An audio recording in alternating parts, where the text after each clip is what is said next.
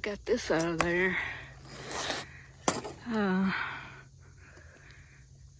Might be a,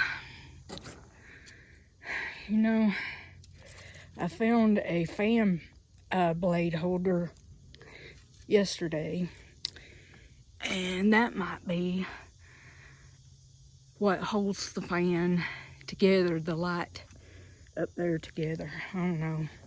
I'm just speculating. But anyway, okay, get that out. Now I'm gonna see what's under here. That's what it was, y'all. Ceiling fan. Because I just pulled out the motor right here. Yep.